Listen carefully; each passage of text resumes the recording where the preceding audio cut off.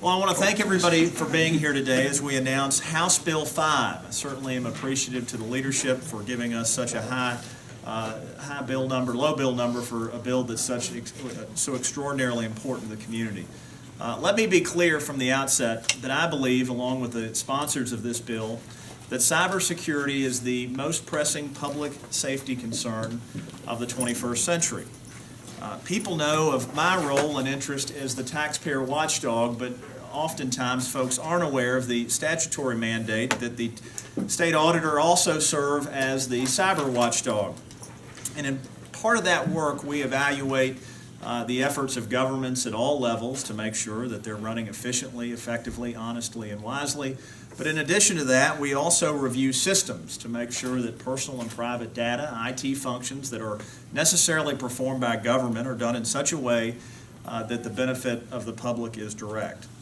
But from Social Security numbers to tax returns, health care records to credit cards, governments possess more of our sensitive private information than any other single entity. Every cybersecurity expert agrees that it's not a matter of if an agency is hacked, but when. We need to look no further down the road than to another small southern state, in the form of South Carolina, where nearly every taxpayer's personal income taxes and corporate income taxes were hacked. It was a cost of more than $30 million and counting. That was a cost that could have been fixed for a $12,000 investment on the front end. We know from reading our newspapers and watching the news as early as this morning of the issue of cybersecurity and how it impacts every American, every Kentuckian, and every tax-paying consumer. As residents of Kentucky, it's your data, so it's your right to be notified when it's lost or stolen so you can protect yourself. You know, at the fundamental core of good government is a notion that government is there to protect the people. And I think that any governmental entity that is going about the business of developing the infrastructure that enables people to have their personal private information collected, that also creates an obligation by government to protect that information. And it is in that vein that we have built such a large and broad coalition to support this issue whose time has clearly come. 46 other states, and I pick on Mississippi a lot, they're actually one of the 46. There are only 4 states in the United States that do not have legislation like this to protect the public. That is a Final Four that we don't want to be part of, and we have an opportunity this session to fix it. I hope it's become a hallmark of the reputation of my administration as state auditor that we deal with big things, but we do it in a way that builds a broad consensus, a bipartisan approach. We build a fact pattern and are aggressive advocates for reform. This is another case in point, we hope. We have enjoyed the support of 65 co-sponsors. It's nice to have a constitutional majority of co-sponsors. Denny and Sal, we're really going to have to screw this up not to get it out of the House. But I think that's a strong testament to the fact that every legislator that I've had the opportunity to talk to about this, everyone that we've had an opportunity to engage in dialogue with, understands that this is a pressing concern that impacts every single one of our people. And when government has an opportunity to work together across partisan lines to come up with ideas that advance the public cause, then we ought to do that. House Bill 5 is such an opportunity. Again, I will say I believe that cybersecurity is the most pressing public protection issue of the 21st century. And I think anytime you deal with public protection issues and you're looking to build a broad bipartisan coalition, it makes a lot of sense to help to engage the help of people who have been in public safety their whole life.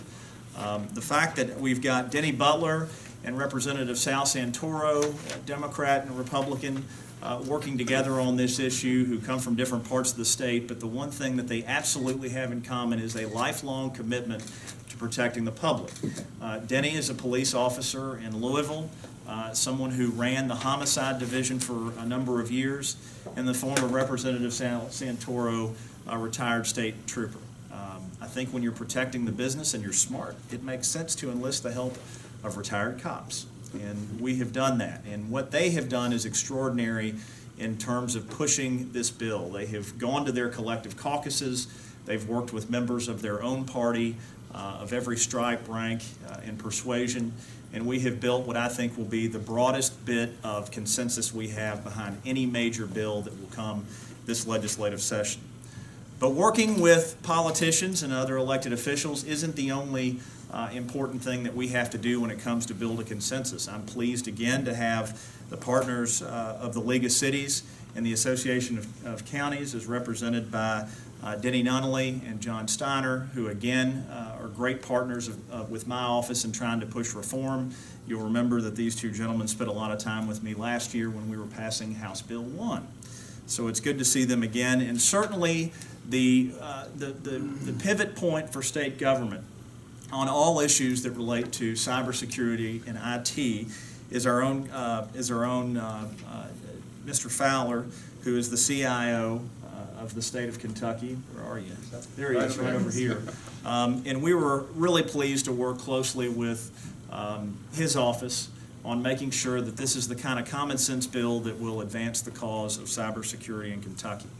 I think it's also important, my last point is that in the work of being the taxpayer watchdog and trying to build a new kind of politics, which is something that we all agree on in Kentucky, one that puts progress above policy, it's awfully important to engage the public. And as a result, we have HouseBill5.com up and running, which serves as a point for both educating the public about what House Bill 5 will do for them, the direction we think it will take cybersecurity in Kentucky, and it also provides an opportunity for the public to engage in the business of supporting this bill. Now, I don't think we're going to run into a lot of big obstacles. Certainly, we can't let something this common sense become the victim of any kind of partisan disagreement or any kind of political dispute. So we're going to continue the important work of working very closely with folks of all stripes to do big things for Kentucky, and we couldn't get there without the outstanding partnership of all 65 legislators who've signed on, but particularly Representatives Butler and Santoro. So with that, I'll turn this over to Representative Butler. Thank you. Thanks.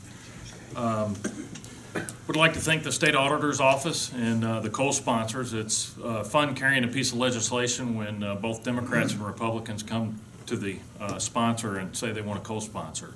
I think we're going to end up with about 75 at the end of the day, and it's not a Democrat piece of legislation, it's not a Republican piece of legislation, it's a piece of legislation to protect Kentuckians, and that's what we're here for, and I hope Sal doesn't screw it up. The session is young. Right, the session is young. But as a retired law enforcement officer, it's good to sponsor a piece of legislation that not only helps identify and is another resource for law enforcement, but I think the thing I can take away from it, it's we're not going to repeat the same mistake. And with the state auditor's office looking over it, we can take the best practices and share them throughout state government, and where we're vulnerable, we can identify those and prevent breaches from happening again. And with that, Representative Santoro. Thank you. Mr. Auditor, thank you very much. Just briefly, I just remember the old days when your driver's license had your social security number on it. Nowadays, with iPhones and everything else, it'd be horrible what would happen. This piece of legislation, when we started working the halls, they were just falling in numbers to sign on to it. I think we're going to have close to 100. I hope so. And I look forward to seeing this go through and send it down the hall, and I look forward to when the governor signs it in. Thank you. Excellent. Okay, does anybody have any questions? Any other of our co-sponsors or any of other endorsing organizations want to say anything? You're more than welcome. And I should have acknowledged the KSP. The Kentucky State Police have been a partner since day one on this, and they in particular have been involved in issues of cyber crime and cyber security since before it became fashionable. So we appreciate the very good work and your support of our effort. Auditor Edelen, how would you, describe the current state of cybersecurity for Kentucky state government? Well, I think it's, Mr. Fowler, if you'd like to comment on this, you're more than welcome. What I have learned is we have spent a lot of time studying this effort over the last year, and I would point out that my office conducted an investigation and provided a report that we issued not too long ago in which we established the state of cybersecurity in Kentucky with the byline being pay now or pay later. And what I have learned from the very intelligent people who are experts in this field is that it's always very dangerous to say, well, we're safe or everything's good here. Because our struggle, anybody who's in the business of protecting public information from people who want to abuse it or possess it, our struggle is to continue every day to be vigilant and to build that wall higher than those who want to breach it. And it is a dynamic effort that you very dangerously get in the business of saying, no, we're all good here. They thought they were good in South Carolina, and $35 million later, they clearly were not. So I think what we're committed to doing here in Kentucky, and I will not speak for the CIO, but what I will say is what we're committed to doing in Kentucky is continuing to make sure that we're all working together. Assessment is an extraordinarily important part of any effort. We're going to continue to do our assessments. The Commonwealth Office of Technology is on this issue every day, but I don't think anybody would want to ever tell the people of Kentucky that their information is absolutely safe. This is an ongoing effort that's focused on constant vigilance, and I think that's what we owe the people of Kentucky, Ryan. Anything to add? I would just, excuse me, thank you, sir. Yes, I would like to add that we do have a very progressive and aggressive security posture, information security posture in the state. We follow the standards established by the National Institute of Standards and Technology, but as the auditor said, we can never relax. Nobody is ever totally secure. We've learned that the hard way over the last several years from a number of instances. But with the help of the Auditor's Department, we continue to investigate and pursue every opportunity to get stronger. Auditor, what specific breaches have you all had? I know you mentioned here in this press release the state agency unintentionally posting Social Security numbers in 2012, but I guess what specifically happened there, and what other security breaches have there been here in Kentucky? Well, we have seen cabinets of state government publish on their online forms on their website security numbers. We have seen county governments in Kentucky where money has been stolen, where hackers were able to break in. And certainly every year that we conduct our comprehensive audit of state government, there are significant findings about the state of cybersecurity and the state of our information. And Brian Likens is right here. Brian, if you'll let everybody know who you are, with a wave of the hand.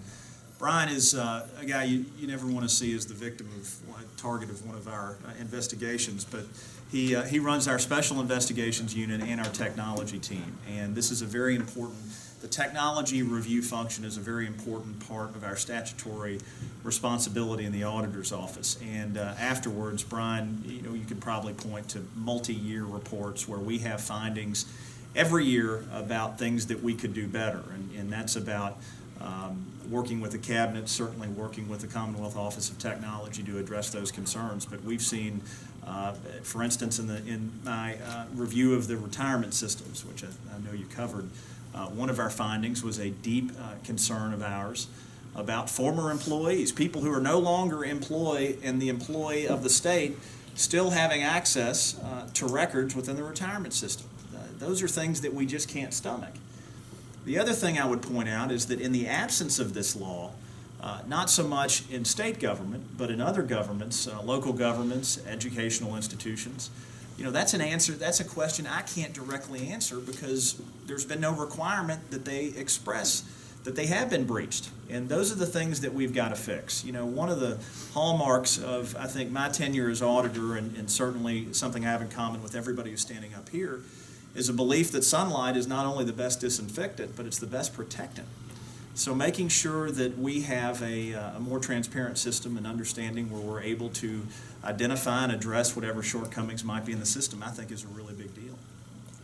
If there's an instance of identity theft that can be traced back to information inadvertently released by the state, does that make the state culpable to a lawsuit and liable for damages? I wouldn't think so, but I would say that what we our focus has got to be on the taxpaying public that entrust their personal information with governmental entities, and being able to provide some assurance that every effort is being maximized to protect the information in the first place. But in the event that there is a breach, that you're at the very least notified. I think that's something that's awfully important, and it's the primary aim of this bill.